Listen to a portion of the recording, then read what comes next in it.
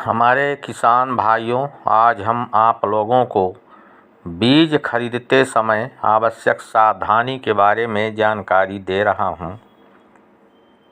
लगभग सभी किसान बीज खरीदने के लिए बाज़ार पर निर्भर हो गए हैं।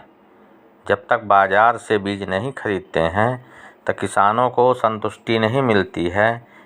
घरेलू बीजों पर विश्वास लगभग समाप्त होता जा रहा है। इसलिए जब बाज़ार में जाएं बीज खरीदते समय तो ये ध्यान दें कि किस श्रेणी का बीज खरीद रहे हैं। बीज की श्रेणी के अंतर्गत मुख्य रूप से 5 श्रेणियां होती हैं।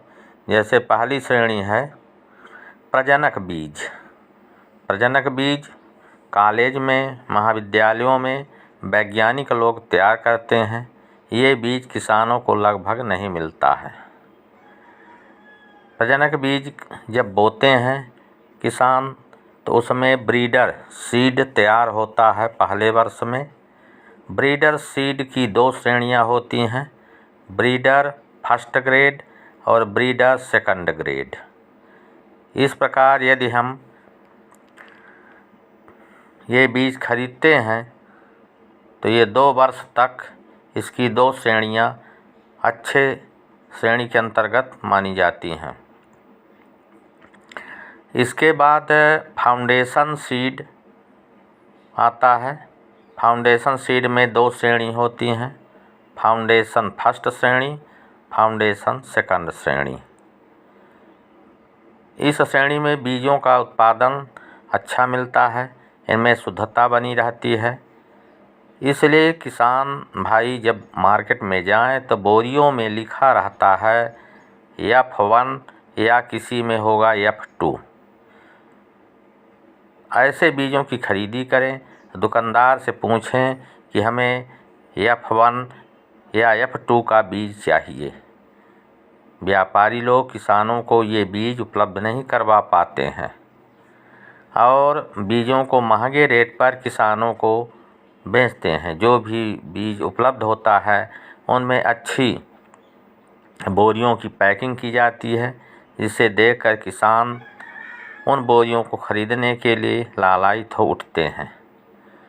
इसके बाद श्रेणी आती है सर्टिफाइड बीज। सर्टिफाइड में 2 श्रेणी होती हैं। बोरियों में लिखा होता है C1 या C2।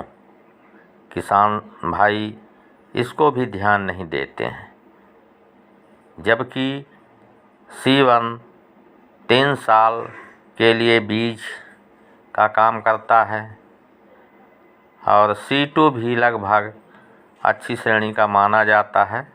इसलिए कम से कम ध्यान रखें कि हमें C1 या C2 का बीज चाहिए। अब व्यापारी से पूछें कि ये किस श्रेणी का है। C1 का मतलब सर्टिफाइड प्रथम श्रेणी, C2 का मतलब होता है सर्टिफाइड द्वितीय श्रेणी। इसके बाद नंबर आता है सत्यरूप बीज। सत्यरूप भी 2 श्रेणियों में पाया जाता है। सत्यरूप जो प्रथम श्रेणी का बीज है, प्रजनक बीज, उसके बाद ये चौथे, 5वें, 6वें वर्ष में तैयार किए जाने वाला बीज होता है, जिसको सत्यरूप के नाम से जाना जाता है। व्यापारी लोग इसी श्रेणी का बीज लगभग किसानों को देते हैं, लेकिन किसान बेचारे नहीं जानते हैं कि ये सत्यरूप किस श्रेणी का बीज है। इसकी बोरियों में लिखा रहता है TL। इसलिए किसान भाई कृपया ध्यान देने का कष्ट करें कि बोरियों में TL सबसे निचले किस्म का बीज है। इसके बाद एक और बीज आता है, इसे रिसर्च बीज कहते हैं। रिसर्च बीज भी किसानों के द्वारा तैयार किया गया, उसमें अच्छी साफ सफाई छनाई करके जो बीज तैयार करते हैं उसे ही रिसर्च बीज कहते हैं। किसान रिसर्च शब्द को सुनकर ही खूब खुश हो जाते हैं कि हम रिसर्च बीज ले रहे हैं। लेकिन इसके अलावा जब हाइब्रिड का नंबर आता है तो हाइब्रिड 2 विभिन्न किस्मों के बीज को एक ही बीज में समाहित कर दिया जाता है, जिसे संकर बीज या हाइब्रिड बीज के नाम से जाना जाता है। इस हाइब्रिड की क्वालिटी बहुत अच्छी नहीं रहती है। ये बार बार बोने के लिए नहीं प्रयोग किया जाता है, इसलिए हाइब्रिड बीज को किसान केवल एक बार में ही प्रयोग करें, अगले वर्ष में बोने के लिए अच्छा नहीं होता है। इसलिए बीज खरीदते समय आवश्यक सावधानी बरतें, जिससे फसल उत्पादन में वृद्धि हो और किसानों को फ़ायदा हो।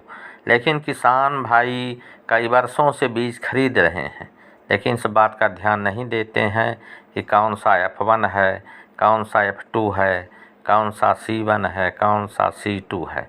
केवल बोरी की पैकिंग लेकर के घरों में लाते हैं और पड़ोस में चर्चा करते हैं कि हमने अच्छा वाला रिसर्च बीज खरीद लिया है, जबकि फाउंडेशन बीज, प्रजनक बीज अच्छे श्रेणी के बीज कहलाते हैं।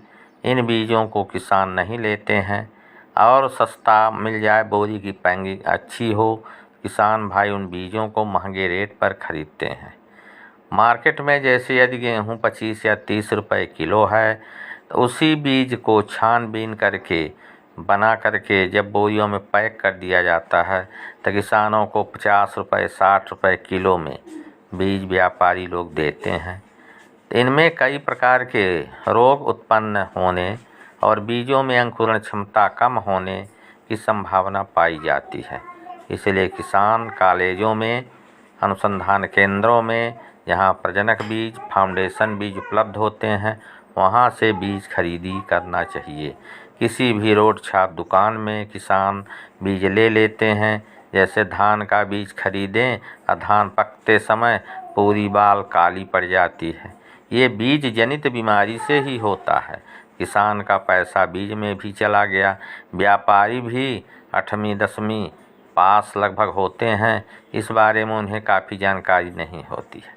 बेरोजगारी के कारण ये लाइसेंस किसी तरह प्राप्त कर लेते हैं, किसी रिश्तेदार की मार्कशीट लगा देते हैं, लेकिन इस बारे में अनुभव नहीं होते हैं, ना उन्हें कोई पढ़ाई कराई जाती है, ना वे पहले से ही पढ़े रहते हैं। इसलिए व्यापारियों के कहने मात्र से किसानों को बीज नहीं खरीदना चाहिए। पूर्व से ही प्लान बना लेना चाहिए कि हमें किस श्रेणी का बीज खरीदना है और कहाँ से मिलेगा। तो ये बात ध्यान नहीं देते हैं। जब मन आया किसान दौड़े चले गए व्यापारी के यहाँ। अब व्यापारी ताके बैठा है कि कोई किसान आए तो उसे 1500, 1800, 2000 रुपये तक की बोरी दे देते हैं। और किसान बेचारे के फसल में पकते पकते कई प्रकार के रोग आ गए, यहाँ तक कि फसल जीरो उत्पादन भी मिल जाता है। तो किसान की जुताई, खाद, बीज, पूरी मेहनत, सिंचाई भी चली जाती है। किसान बेचारा जीरो पर पहुंच जाता है और व्यापारी 1200, 1300 रुपये का बीज 2000 में बेच दिए, उसका काम बन गया।